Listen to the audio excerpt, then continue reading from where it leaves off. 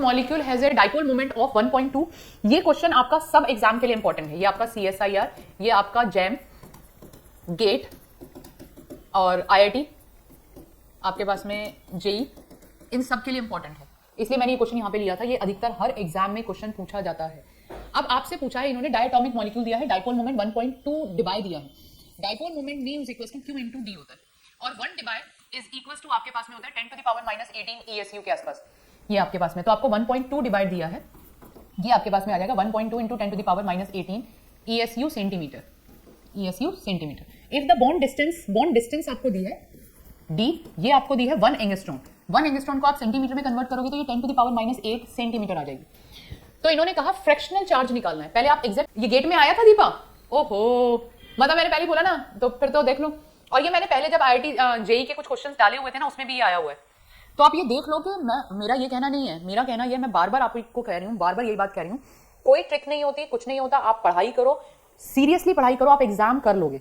But अगर आप ये सोचो कि मैं अगर आपको यहाँ पे मतलब मेरे जो चैनल है, मैं कोई ट्रिक नहीं प्रोवाइड कराऊंगी, मेहनत कराऊंगी, मेहनत से काम कराऊंगी, और आपको भी मेहनत करनी है। आप जितनी मेहनत से करेंगे आपको एग्जाम्स में उतने ही क्वेश्चन मिलते चले जाएंगे, ठीक है। तो ये मुझे नहीं पता था, मैंने इस बार कुछ भी नहीं देख पाई हूँ, क्योंकि मेरा 15 दिन बिल्कुल ऐसे निकले कि मुझे कुछ नहीं पता चला। ना मैंने गेट का पेपर देखा, ना मैंने CSIR का पेपर देखा। अब देखने वाली थी, अब करूंगी सारी शुरुआत। तो बहुत अच्छी बात है कि इसी बार का आया हुआ है, बट CSIR में भी ये क्वेश्चन कई बार आया हुआ है। तो ये आपके हो गया 10 टू द पावर -8 सेंटीमीटर आपको दे रखा है, तो पहले आप क्यों निकालो। तो ये आपके पास में हो गया 1.2 into 10 to the power -18 ESU centimetre is equals to Q, और D आपका आ गया यहाँ पे डिवाइड करके 10 टू द पावर -8 सेंटीमीटर, तो सेंटीमीटर से सेंटीमीटर कैंसिल हो गया। ये आपके पास में आ गया 1.2 into 10 to the power -10 ESU। ये चार्ज आ गया, पर उन्होंने फ्रैक्शनल चार्ज पूछा है कि कितने फ्रैक्शन में आ रहा है।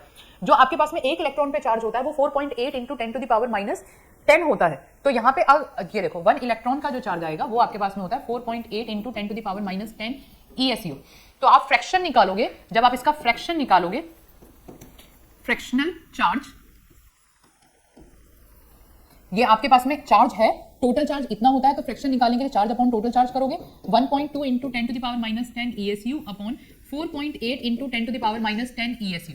ये कैंसिल हो गया, ये कैंसिल हो गया, ये आपके पास में आ गया 12 चौक 48, 4 आ गया, 4 को आप करोगे तो ये आएगा 0.25 आया। इन्होंने 10 टू द पावर -1 दे रखा है, 10 टू द पावर -1 दोगे तो ये आपके पास में 2.5 विल बी द आंसर।